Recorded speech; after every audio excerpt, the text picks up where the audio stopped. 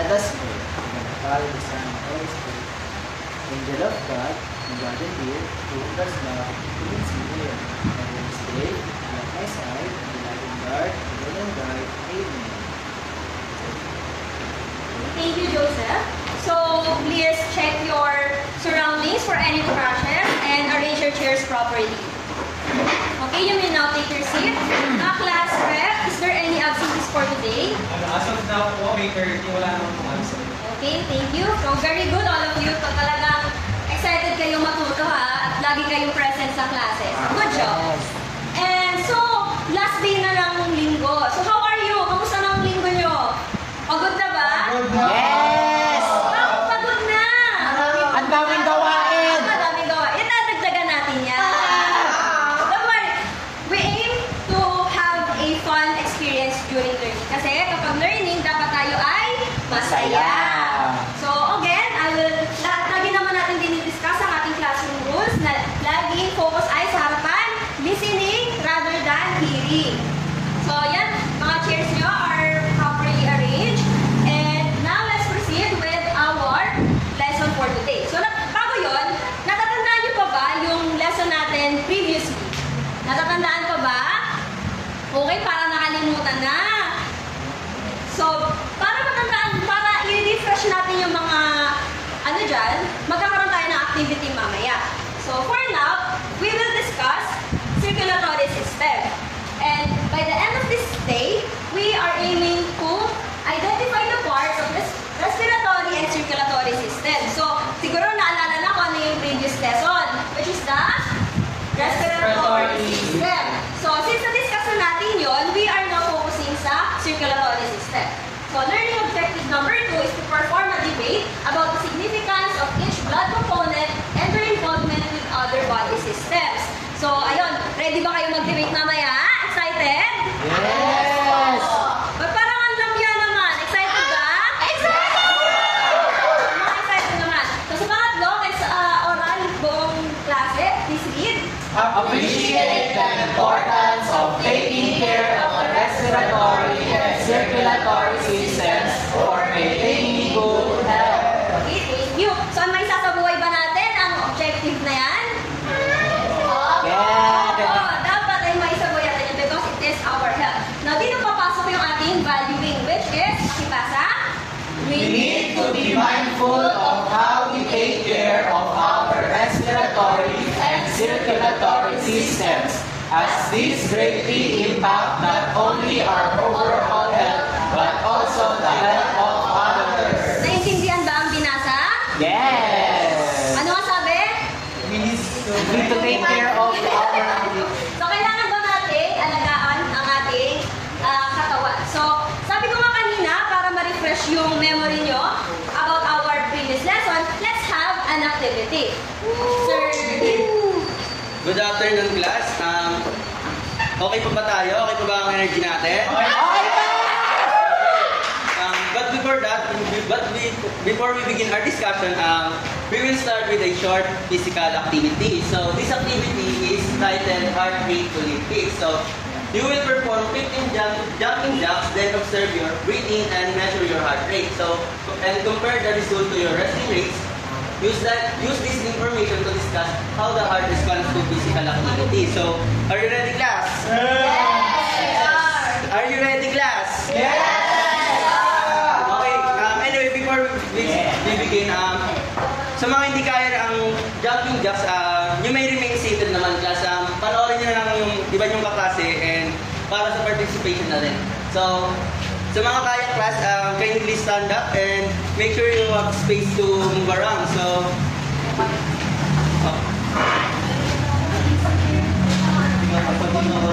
okay. Make sure you keep in mind your observation. So, in a count of 3, that you may start. 1, 2, 3, start. 1, 2, 3. 8, 9, 10, 11, 12, 13, 14. And class, good job, class. So, before you take a seat, observe your heart breathing and your pulse. So, by doing that, you may put your 2 fingers in your neck or in your wrist. Then, okay na ba, class? Yes, sir. Okay, so, inhale, exhale muna kayo, class.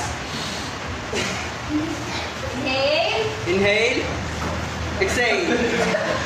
Okay, class, you may now take your seats. So,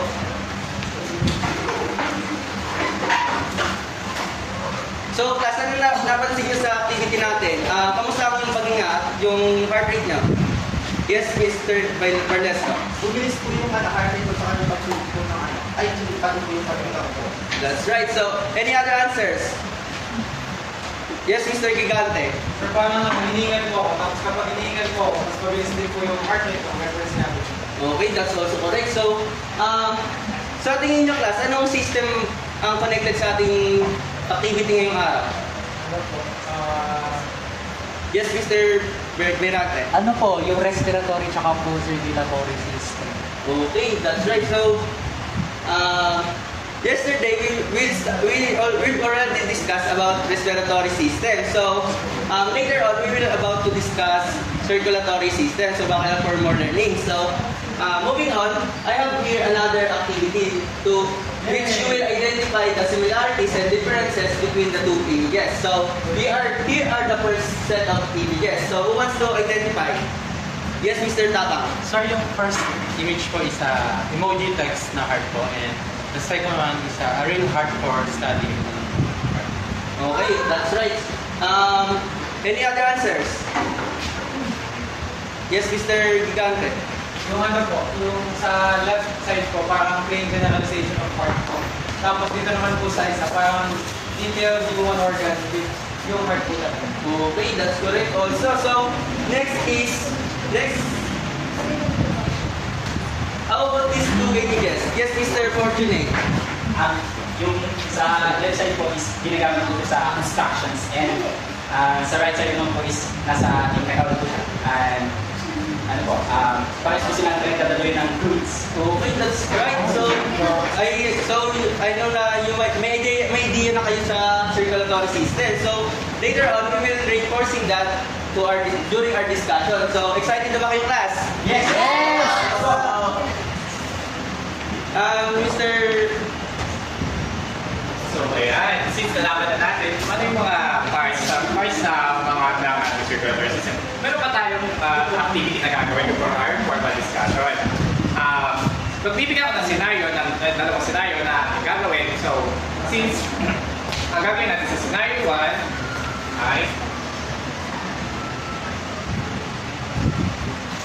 ang gagawin natin sa scenario 1 ay measure blood pressure using a speaker manometer. Sino may nakakalam dito na speaker manometer? So, ayan, wala kang idea sa speaker manometer.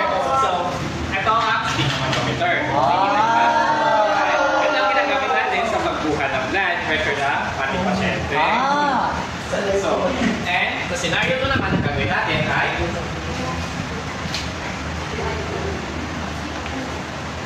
measuring a heart rate using a oximeter. Pero I apologize kasi ang oximeter natin ay not available kasi hindi pa binabalik sa akin. So, class niya, natanong nyo ba yung pinapadala ng apps? Yun na lang muna gagamitin natin since you did na-test na inyong heart rate. So, I will be the one to demonstrate first, and you will be the next to demonstrate na sphygmomanometer and oximeter. So, I need one volunteer. Who wants to volunteer? Yes, Adrian. Come in front. Ayan. So, I need your hand. And so, sa paggamit sa sphygmomanometer, kailangan nyo lang ilagay itong guide cloth na to sa leeg. Oh, what yun? So, ilalagay nyo lang to, and titignan nyo kung saan yung pagkukuhanan ng blood pressure. So, tingnan nyo maigi. Dito natin kinukuha yung blood pressure para mas mabasa. So, hindi ito masakit. Pag-iyan lang. So, ayan. Since nandikit na natin, pipindutin lang natin ito. Napakadali. Pipindutin lang natin ito at kanya na ang babasahin yung blood pressure ng inyong pasyente. Ay, wala na battery. Sorry. Okay. Excuse me. Wait lang. Sorry, taas. Ayan. Ayan. So, ayan. kukunin niya na automatically ang blood pressure ng inyong pasyente. So, punta ka muna. Relax lang ang inyong hand. So, ayan. Habang kinukuha natin ang blood pressure ng ating pasyente or inyong classmate, gumako na tayo sa scenario 2, ang measuring heart rate using ang oximeter. Pero gagamitin natin yung apps na pinadamit ko sa inyo. So, sa apps na to, meron tayong pipindutin nyo na yung apps and doon meron tayong makikita manual or may pipindutin lang tayo sa upper. Then, kusa na yun, pupunta sa ating camera and yung may ikot naman sa inyong camera, yung hand nyo para kunin yung heart rate nyo. So, against ba? Last? Yes po. Yung may start na. Ayan. Mukhang okay na yung sa ating pasyente. So, hintayin muna natin kung paano yung heart rate na. So, ayan. Paano na yung blood pressure niya? So, what do you think? What do you think yan your blood pressure? Mataas ba o mababa? Normal lang po, sir. Ayan, normal. Mukha naman nag-exercise at healthy ang buhay na iipi yan. So, lumisin na yun. Thank you. Tapos na ba, class? Tapos na? Yes po. Ayan, so finish na. So what do you think your heart rate? Mababa ba mataas? Ayan, mukhang may mataas at sino dito ang normal? Ayan, meron mga normal, may na healthy. So, sa mataas, you may exercise na lang at kumain ng mga health foods para mas mapababa yung heart rate. Yes po. So, ayan. Who wants to volunteer para sa pag-demo ng sphygmomanometer? Yes, Joseph! Come in front. Sino gusto mag-volunteer? Sa exam. Yes, Kevin! Yes. So, you can start na para kunin yung blood pressure natin. Ikaw na hindi yan. Ito kami.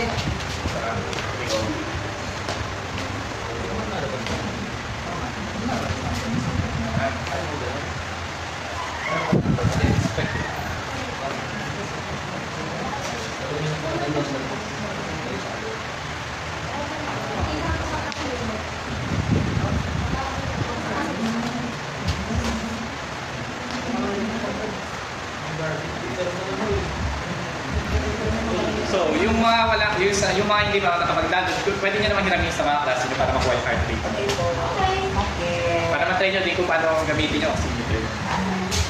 Wow!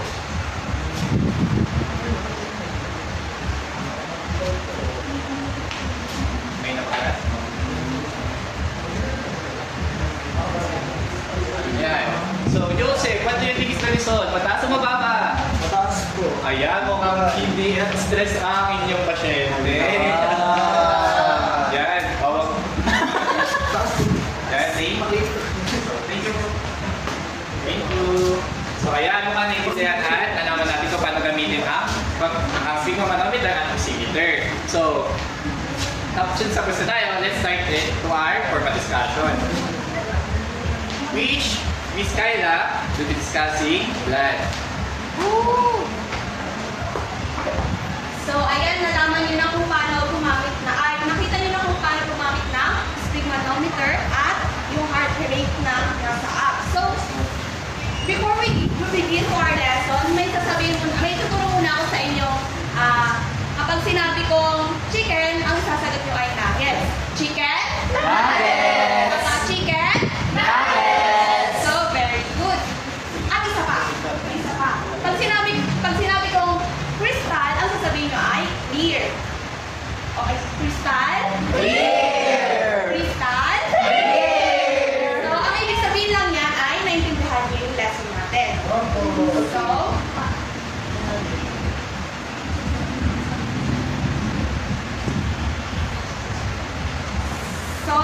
our lesson for today is all about circulatory system.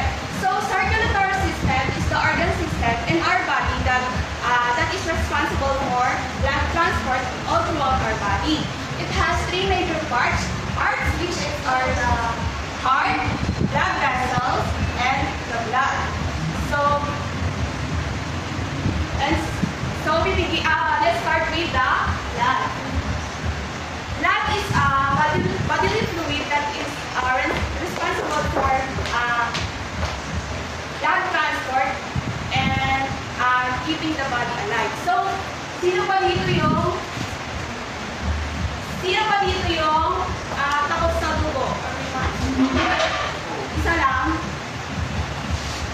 Barbie lang ang takot sa dugo. So, okay lang naman yung matakot sa dugo. But for our lesson for today is we aim to appreciate the importance of our blood. So, unahin na natin ang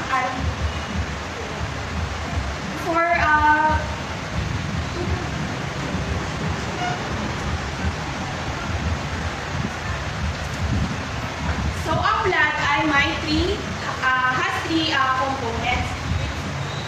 Red blood cell, white blood cell, and platelets. So,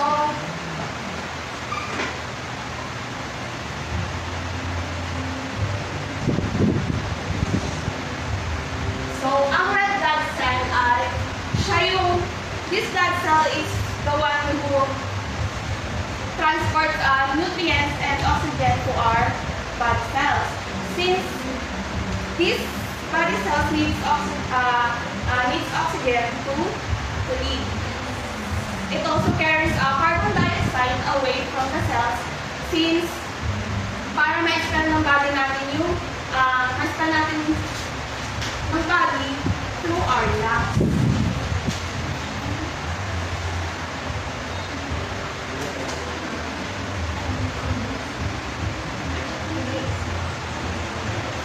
So, nabanggit din natin yan sa previous lesson natin yung which is the respiratory system. So, ano nga pag sinabi natin nag-expel ng carbon dioxide? Inhale or exhale? Exhale. Very good, exhale. So, basically, ang red blood cell natin ay parang delivery personnel lang yan. Parang sa mga parcel nyo, yung courier ng Shopee. So, yun yung trabaho ng red blood cell. And it also determines our blood type. So, alam niyo ba yung blood type nyo? Oo. Okay, very good. Yung iba? Nalimutan na po. Nalimutan na. Sige, okay lang yan. Chicken? Nuggets! Okay, thank you. Next naman is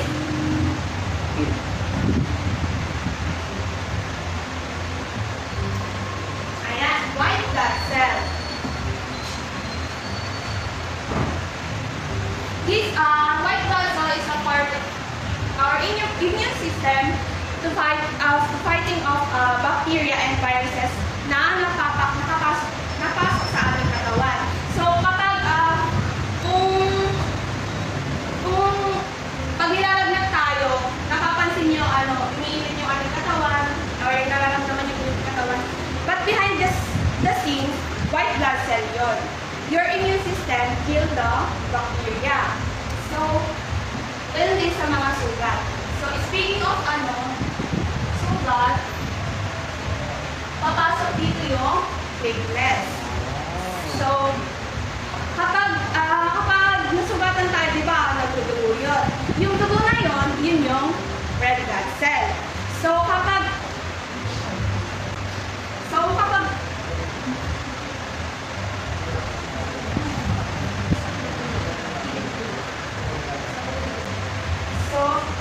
pag tuloy-tuloy yung pagdugo, platelets will start to form a clot. Yun yung namumuong dugo para ma-stop yung bleeding and para di rin makapasok yung bacteria sa mga sugat natin. So, chicken? Nuggets! Mahina. Chicken? Nuggets! So, ayan. For the next topic is Zerlin will discuss. So, next is blood vessels. So, blood vessels is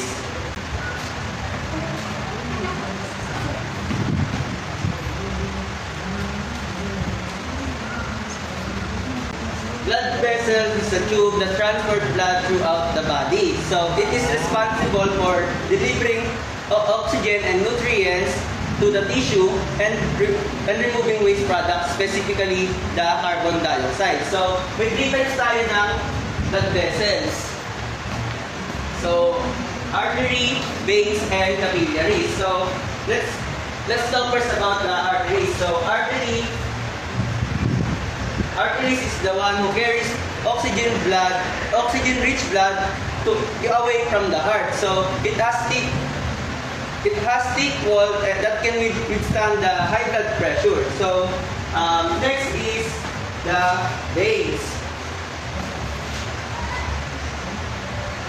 Veins naman class ang the one who carries oxygen to blood. So it has thin wall and has valve to prevent backflow.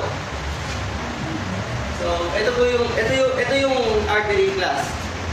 And this one is the vein.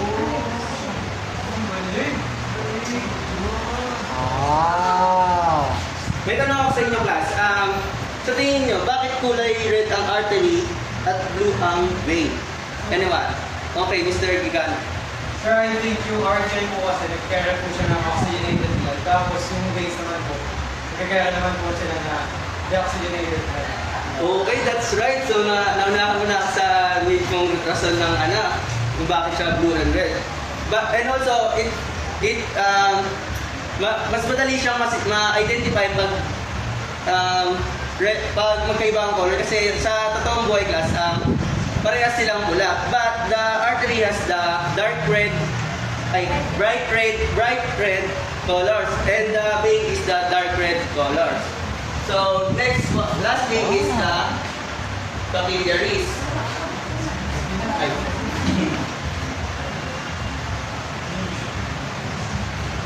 So, can you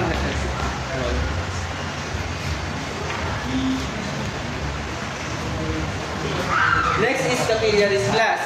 So, this is the capillaries class.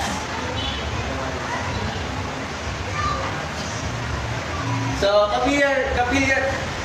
capillaries is a microscopic vessel that connects arteries and the veins. So, it is the one who facilitates the exchanges of gases and nutrients to the tissues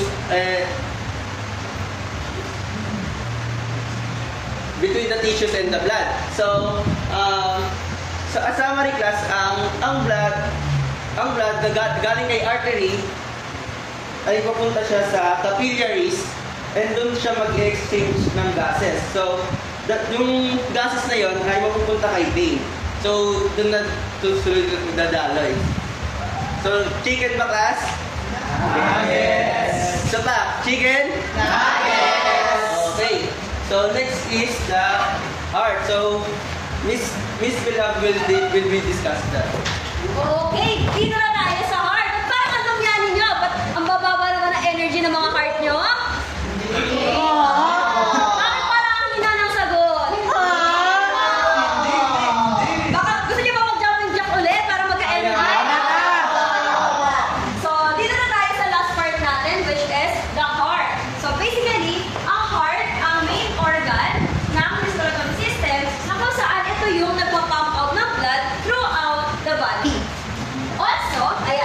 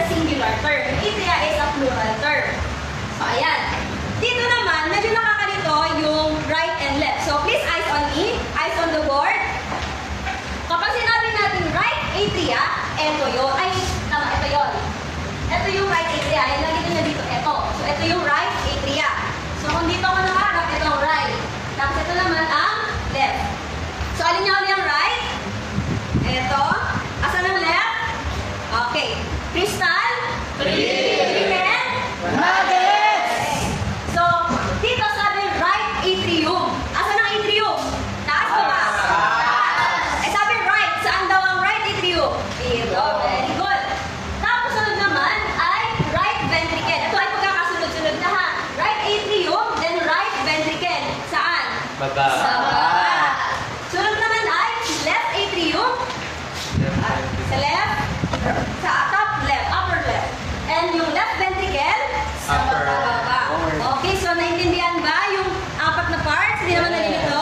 Yes. So later on, mas maintindihan nyo pa yan in blood flow. So, chicken ba ulit? Nuggets! Hindi na, chicken? Nuggets! So, tapos na tayo sa valves. Dito naman, can someone read? Some is part B, ensure one-way blood flow. O, yun. So, thank you.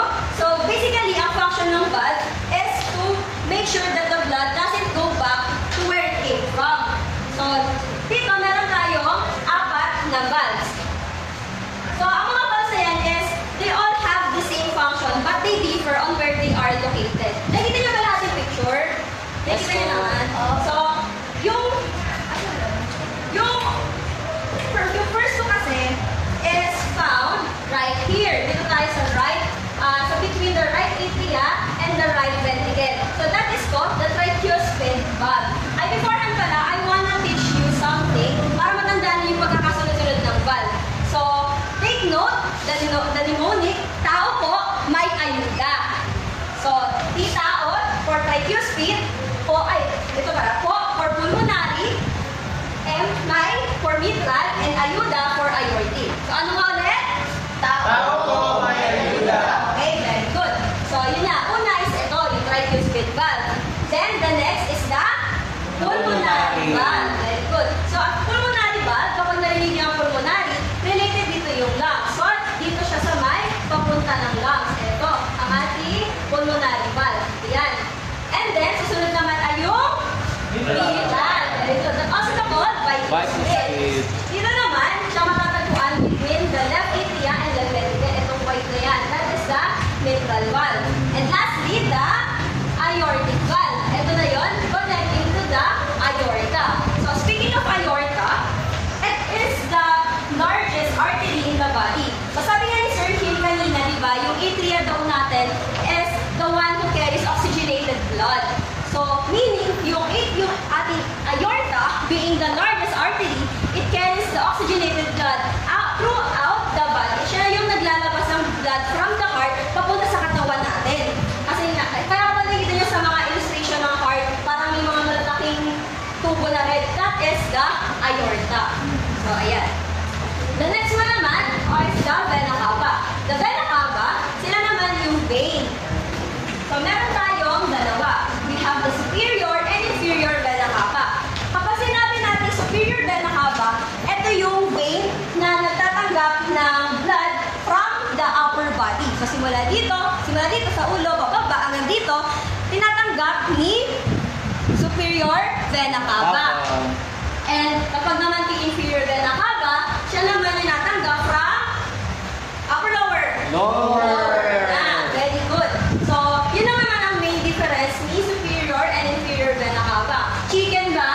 Nuggets! Crystal? Clear! Okay, so tandaan niya na kasi later may quiz tayo. So, lastly naman, meron tayong pulmonary vein and pulmonary artery. So, kay pulmonary vein, kay pulmonary artery muna tayo. Ano nga pa sinabi ulit kapag sinabi natin artery? Ano yung kinikerry niya? Oxygenated. Oxygenated. Very good. However, kay pulmonary artery, siya lang yung hindi siya lang yung artery na nag-carry ng deoxygenated blood. Kasi si pulmonary artery ay papunta na ng lungs. So ayan, the only artery that carries the oxygenated blood. Yun yung kaibahan niya sa regular artery. Kapag naman yung pulmonary vein, siya naman yung nag-carry ng oxygenated blood. So, complete opposite. Huwag kayo malilito doon. Kapag may nakita kayong pulmonary, that is the opposite of the regular, kung ano man, kung artery man or yung vein. So, lastly, meron tayong last part ng heart, which is called the septum. So, basically, yung septum na yon, ito yon, yung muscle dito sa gitna ng left and right side ng heart. Siya yung nasi-separate nung dalawa.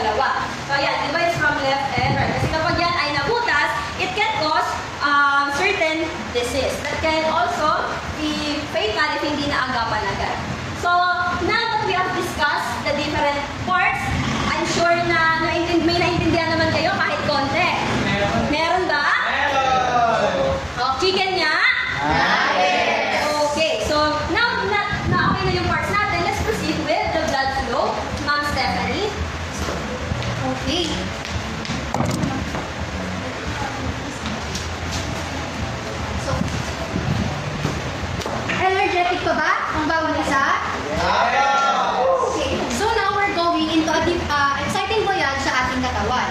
So kanina na discuss na ni Ma'am Bilog yung ating parts and also si Ma'am Kyla and Sir John Hill na-discuss nila yung parts. Now we're going on a voyage sa ating katawan where malalaman natin kung paano gumagana ang iba't ibang parts nito.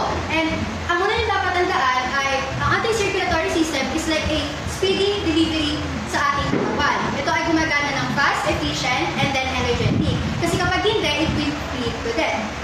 So, I need one volunteer here. Sinong gusto mag-try ng ating model? Wala na bang iba? Other? Okay, si Mr. Barlesco, come here in front.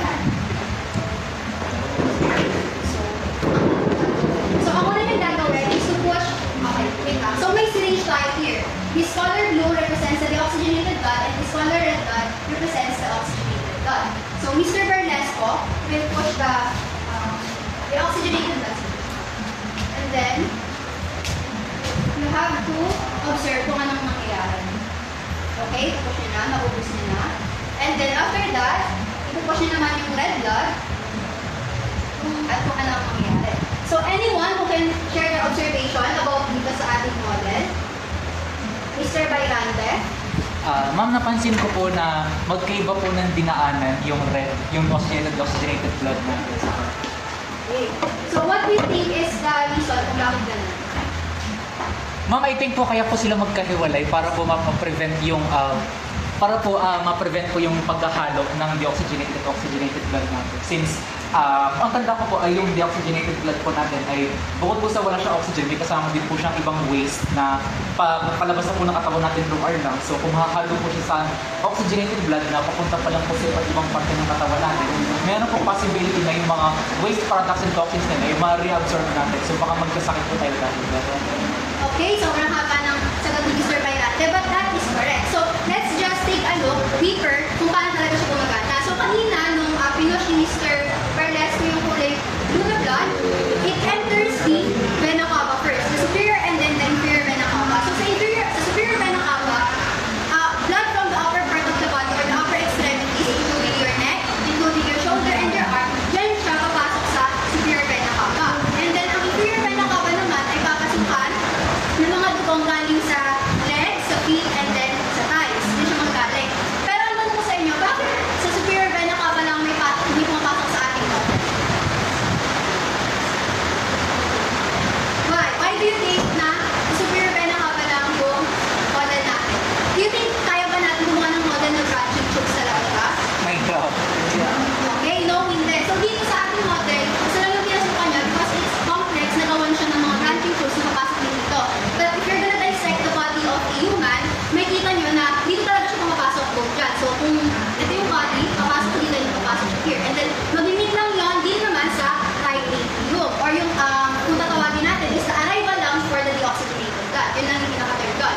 The next, the right atrium will contract and then it will send the blood to the tricuspid valve. So, ipunang valve ng ating puso. And then, ano nga ulit ang purpose ng ating valve? Any Mr. Rigante? To prevent the backflow of blood. Okay, that is correct. So, since pumasok na siya sa valve, hindi na siya pwedeng bumalik sa right atrium. In some cases, bumabalik siya, but ayun ay kapag meron ng structural infunctionality ng ating puso. And then from the tricuspid valve, pupunta naman siya sa ating right ventricle. So, sa ating right ventricle. And then for the right ventricle, pupunta siya sa pulmonary valve or the semilunar valve. So, ang tatandaan nyo lang sa puso, ang valve palagi, its purpose is to prevent the backway of the blood. Tapos kapag ang mga atrium and then the ventricle, taga-receive lang yan or taga-sabi lang yun. So, mabilis lang talaga siya intindihin kung nakakapagsabi na siya. And then from the pulmonary valve, pupunta naman siya sa pulmonary veins. And from there, mapupunta na siya sa lungs. And what do you think happens inside the lungs? Based on our previous lesson. Yes, Mr. Bayrante. Sa lungs po nangyayari yung gas exchange po natin. Saan yung carbon dioxide po yung exhale natin. Doon din po natin ini-inhale yung oxygen. Okay, that is correct. So, dito na nangyayari yung exchange of gases where the oxygenated blood, nire-release yung waste doon sa lungs mismo and then the oxygen will enter the blood na, making the blood now deoxygenated or at least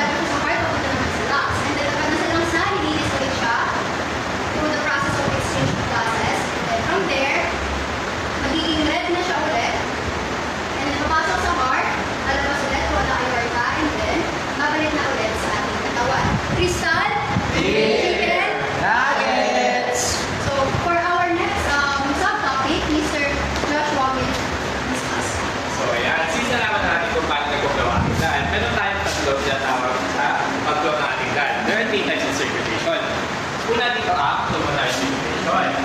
So, sa pulmonary circulation, ang parts na nakasama dito ay ang ating lungs at ang heart. So, who wants to lead? Yes, Joseph? Pulmonary circulation, the circulation that occurs between the heart and the lungs. It carries the oxygenated blood from the heart to the lungs to give oxygen and excess carbon dioxide. Afterward, the oxygenated blood goes to the heart. So, ayan. So, sa pulmonary circulation, nangyayari dito ang tinatawag nating gas exchange. Take note that gas exchange lang sa pulmonary circulation. So, ang ginagawa ng heart ay pinapump niya ang deoxygenated blood. So, saan pupunta ang deoxygenated blood ulit? Plus, Pulmonary artery.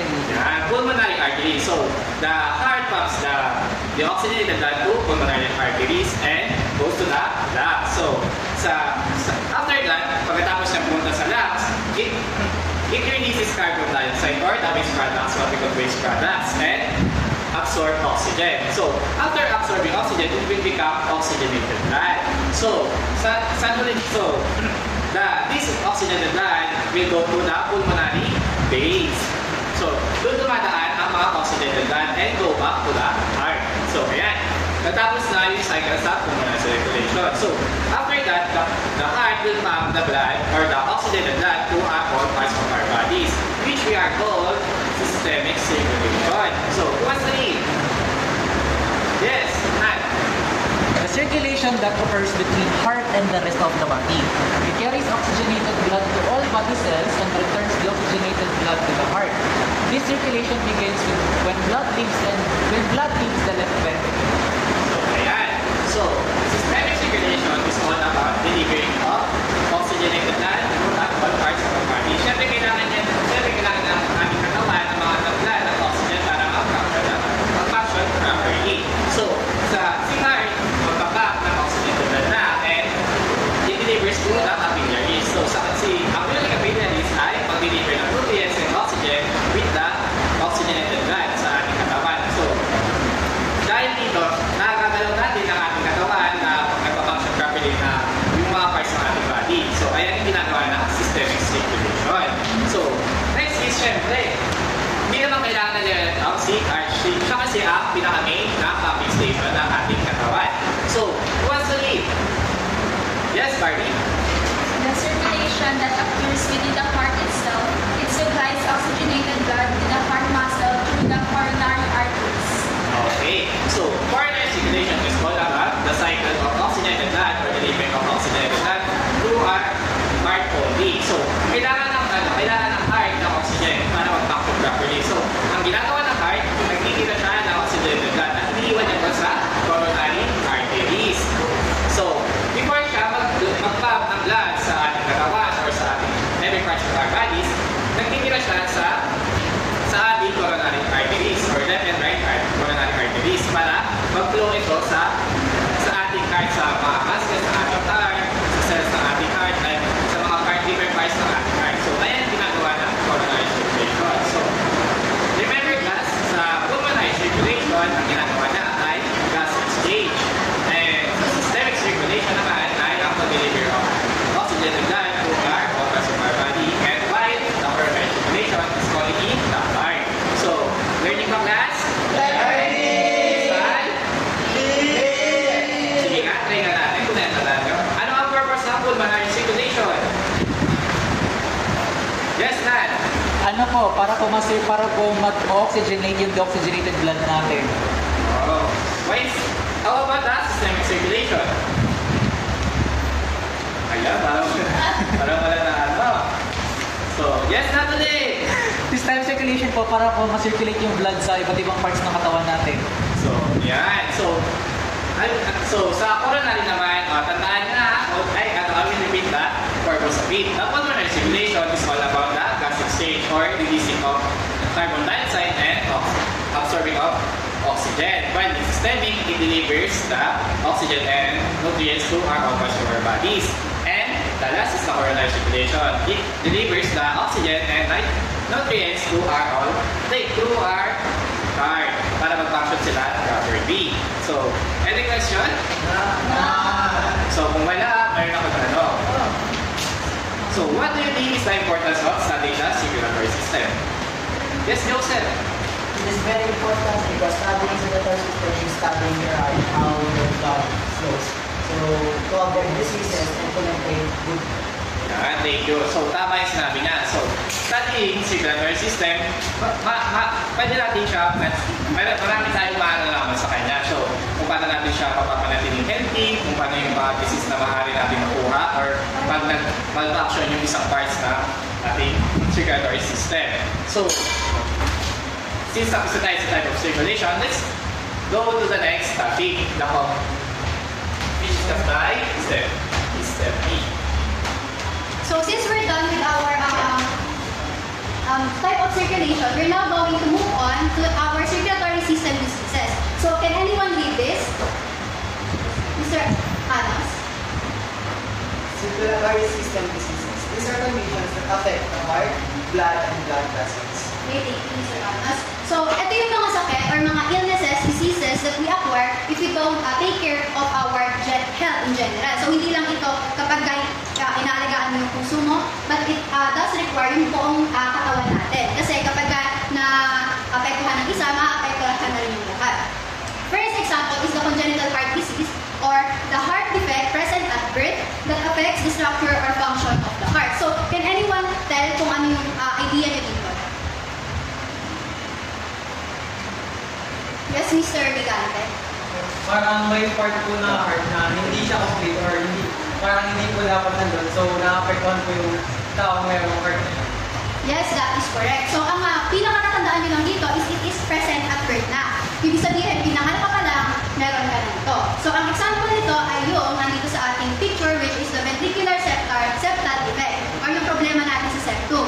Or kaya naman yung atrial septal defect or yung problema natin sa atria. Do you see? So, later on, I will be giving this to you para makita nyo yung mga example natin. So, since alam nyo naman ito before and this is just a preview or an overview then, we will just skim it or papakapyawan lamang natin. So, yung mga mahalaga lang. Second is the coronary heart disease, which is a common heart condition where the coronary arteries that supply blood to the heart become narrow or blocked. So, from the word itself, coronary artery disease, ang tinatarget nito is yung mga ugat natin sa puso mismo. And of course, kapag inatake yung ugat natin sa puso, mag-fail na yon sa sarili niya. So, it narrow or block, lumiliit yung passage or nababarahan siya due to high cholesterol and so. So, another, this is the picture of it. Next is the cardiomyopathy, a group of disease that weaken the heart muscle due to the and reduce its ability to pump blood effectively. So from the word itself, a group of diseases, ibig sabihin, hindi lang siya tumatarget sa isang klase lang ng sakit. Marami siyang umbrella. Merong different types of cardiomyopathy. But its main identity is yung it weakens the heart muscle. Ito yung picture niya.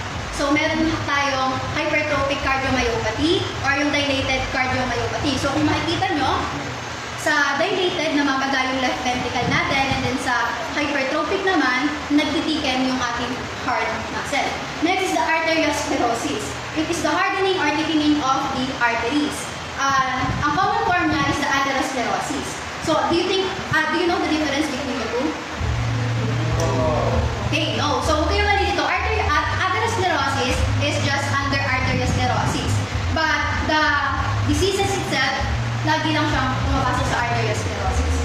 Next is the myocardial infarction or the heart attack. So kapag nanonood yun ng mga palabas, di ba, usually, nakikita niyo sa mga taong ina-atake, kumakapit sila sa dibdib nila or ini-squeeze nila. That's because there is a loss of oxygen. And we know that if there is a loss of oxygen, hihirapan tayo nga, kaya nilang ini-squeeze yun. So kapag tinanong kayo, what is myocardial infarction? Huwag kayong ma-intimidate because that is just the medical term for the heart attack. So ito yung nangyari sa kanya. So you see, yung arteries niya rather is nagkakaroon ng narrowing or squeeze. So another is, basahin na lang natin, which high cholesterol. So next is Hypertension. Next is Arrhythmia. So since nabanggit, alam niyo na itong mga sumunod, ito na lang arrhythmia ang pag-usapan natin.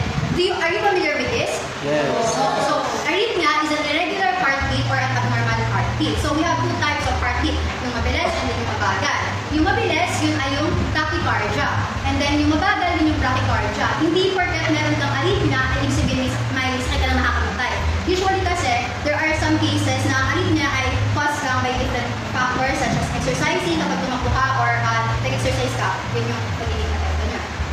Next is the anemia. Ito alam ko naman na alam ito. But what I'm just gonna tell you is that anemia is different from low blood pressure. Kasi ang anemia ay malalaman lang kapag nagkaroon ka ng complete blood count, which is, ang tatargetin nila is yung hemoglobin.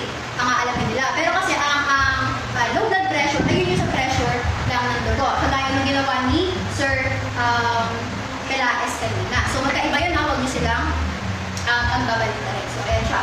Marami yung hemoglobin dito, and then dito konti, leads to anemia. Leukemia, a cancer caused by the excess production of abnormal white blood cells. So meron tayong normal white blood cells and abnormal white blood cells. Ngayon, if yung abnormal white blood cells nyo ay mas madami kaysa sa normal white blood cells nyo, that will lead to leukemia or the cancer of the blood. So ayan. Later, pwede nyo talaga siyang tingnan. Tiramin nyo lang siya sa akin.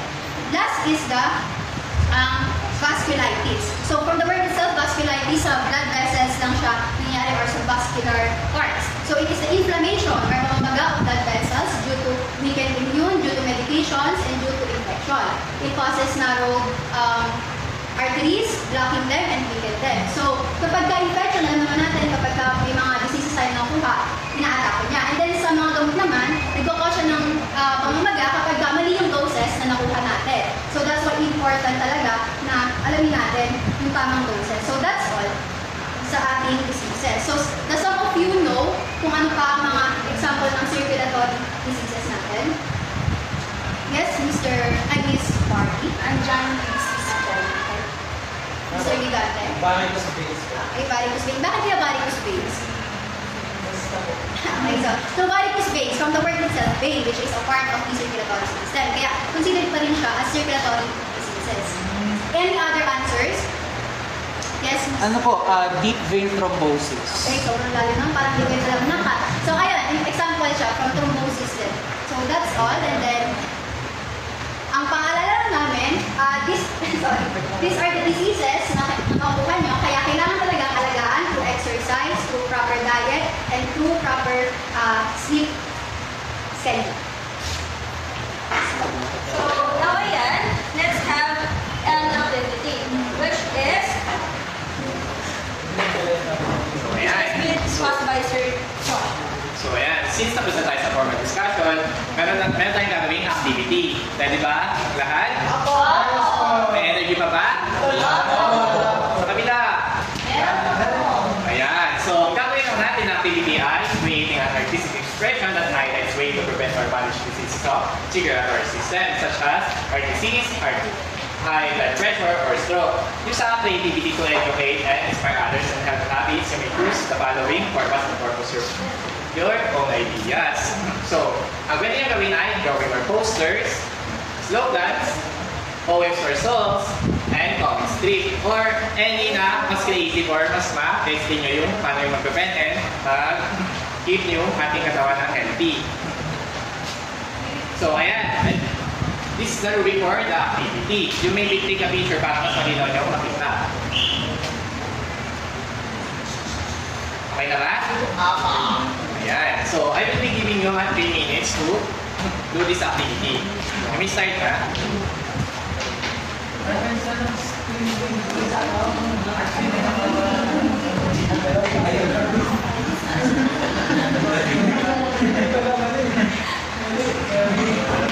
So, ayan. Hindi natin matatapos sa activity since medyo mahirap naman mag-isip ng mga artistic ideas. So, this activity, you may pass it later on, after class or this day. Basta, make sure na ipapasa nyo sa akin these days. So, let's proceed na sa pang-activity. So, dito naman, sa activity na to, we will just develop in your mastery kung kayo ba ay nilatandaan. But with this, we are going to use an ICT integration of this website. So, who wants to come up front para mag-volunteer na mag-click dito sa laptop? Oh, yes, Gigantes, you're so energetic Ay! Sige, hindi ito na. Sorry, ano siya.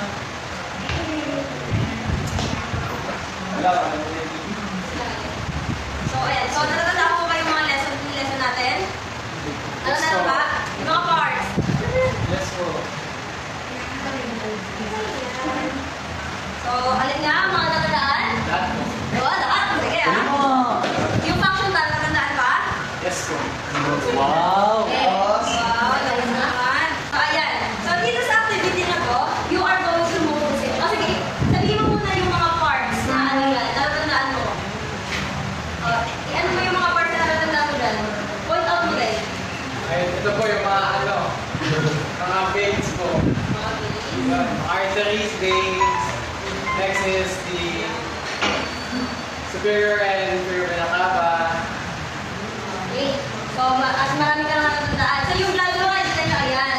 Yung pag-transition ng color, yun yung exchange of gas. So, ano po yung syringe? Yung gamit yung sa touchpad natin. Ano po yung syringe sa red part? Any red part red? Ayan. O, so may lumabas dito sa gilid. So, ano to? Ano mga to? Red blood cell. Ito? White blood cell. Ito? Platelet. Okay. I-move mo naman sa blue part. Kahit anong part din ng blue. Ayan. O, ano napansin yung difference? Ano sa kulay? Naglanto tayo. May mga flat na red blood cell. May mga? May mga flat. Flat? Okay, sige. Sa color? Lagi na. Oh, nag-market. Deoxygenated blood. Very good. Wow. So, okay, deoxygenated. Tama ba yung sabihin? Ano? Tama naman. Galing! Thank you. Okay, plus now. So, ngayon ay proceed tayo sa groupings. Yes. So, nasa group na kayo, di ba? Yes, Okay. po. Ma'am Stephanie will be discussing the mechanics of our groupings.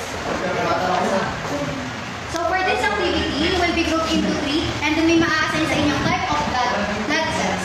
So for this activity directions, kindly read everyone. The students will demonstrate their understanding of blood cell functions and physiological significance by drafting and delivering persuasive speeches. By engaging in a debate, they will apply critical thinking to compare and contrast blood cell components. So I'm guessing na naintindihan niyo naman. So are you ready for a blood cell debate? Yes. So the mechanics are clear. The class will be divided into 3 again groups: red blood cell, white blood cells, and platelets.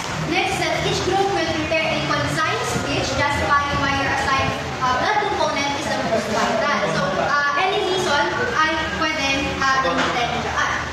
Next, please. So no, the speech must include the diseases or health conditions that may occur if your component isn't working properly. So I will allow you to use your cell phones para makapag-search kayo at meron kayong Nika and Max na pwedeng magamit ang balibata. So again, groups will present their speeches followed by a rebuttal session where you will respond to the opposing arguments. Each of you will be given enough time para magkaroon ng rebuttal session. And then for group 1, who are the group 1 members? You will be representing the red blood cells. For group 2, you will be representing the white blood cells. And for group 3, you will be representing the platelets. Here is the criteria. You can take a picture of this para habang gumagawa kayo ay meron kayong magamit na. Right. So, I will just read. Criteria: scientific accuracy, highest points is 5. Persuasiveness of arguments, highest point is 5. And then rebuttal, critical thinking, still 5. Delivery and clarity, 5. Teamwork and organization, 5. Time management, 5. For the overall total of 30 points. So you may now work with your group.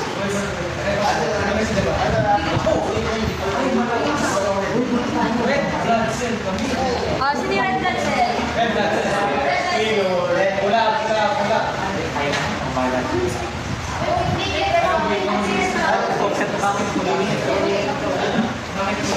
Oh, white blood cell. Okay, everyone, time is up.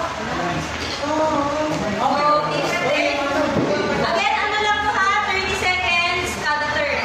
So, pili na lang kayo Ng inyong representative.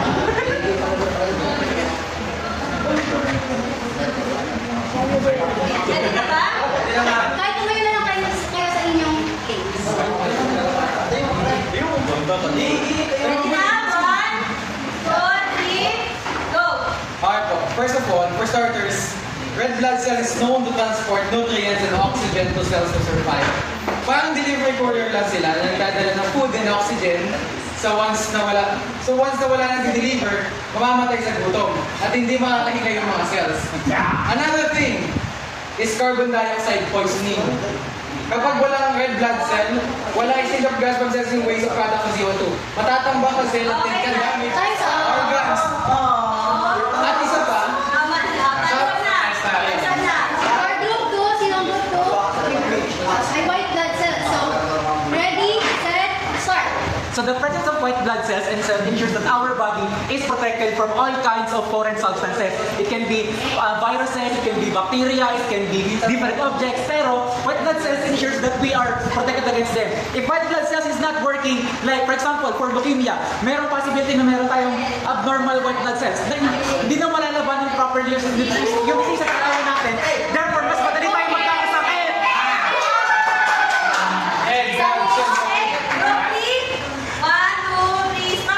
Well, we believe that platelets is the most important kasi without them, kapag nasugatan ka, tuloy-tuloy lang yung dugo. So, kahit major injury lang, kung tuloy-tuloy yung dugo mo, so pwede kang mag-gas ka.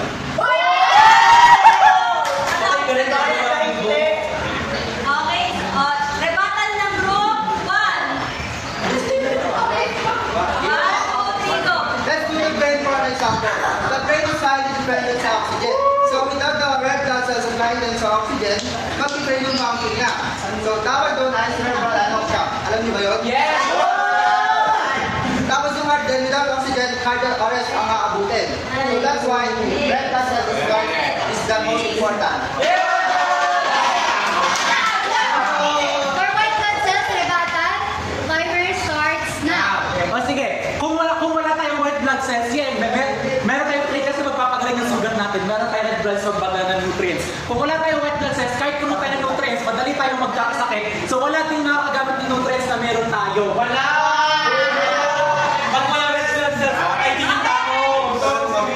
Group 3. Timer starts now. According to our research from the University of Columbia, University of Harvard, Wow! kasi wala kayong internet, alam niyo ba yung hemorrhage? Hindi nyo hindi ka magtatapos yung blood vessels, but inside or outside, hindi nyo alam, pag hindi alam. Nice! Yun, kasi ako mag-ibig, kasi baka pag meron kang mga teke, di ba dapat ilang mga plates? Kaya ka naman plates, kung bata nagkatigil, hindi makarin kasi mga poor kayo.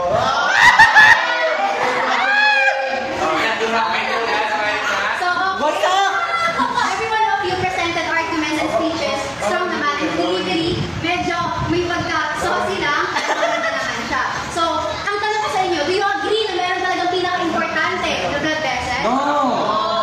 That is correct. And that's why every one of you got a blastoise sa kisna. I will just direct you doon sa inyong delivery and pwede ba na kayo panglaban sa debate committee? Okay? Give yourselves 5 blocks.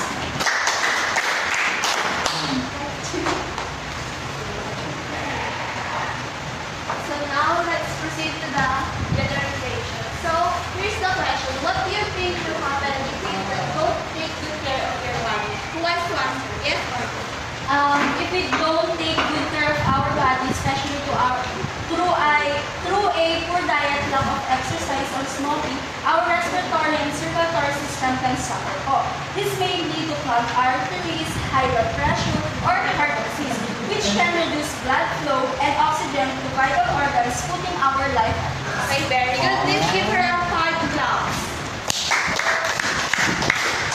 So for the next question, what type of lifestyle helps keep the body, especially the heart, healthy? Who wants to answer? A healthy and active lifestyle. Okay, very good. 5 blocks for Mr. Kim. Please.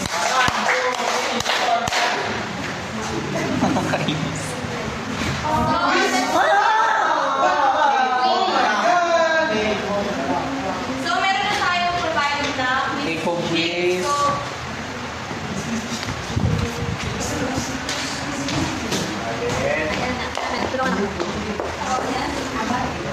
Thank you. So, ayan. Basahin nyo na yung direction. Madali namang intindihin yan. Yes po. One for So, read each question carefully and identify what is being asked. Choose the correct answer from the options provided. Write the capital letter or E of the correct answer on the space provided before the number. So, pwede po ang erasure. Okay ha? Pagkaway na. Nomokyo. Tapos na ba? Bilis na! Tapos na na! First na po. Gusto ba lahat? Tapos na! Isang oras pa. Para na naman masagot. 4. Isang araw pa. Okay na po? Opo. Exchange your favorite answer. Sila natin ha. Wala, mali-mali naman sagot mo. Ito na yung answer. Yes, 5 dito. Okay na ba? Check na ba na lahat? Apo. Who got 5? 5. Very good. Napakadami nakinig talaga sa lesson. Wow. Who got 4? Blue. Very good then. 3? Me. 2 and below. Wala na. Very good. Napakadami naman. Sino po? So, pass the paper. So, last one na bago tayo umuwi. Assignment. Buyan!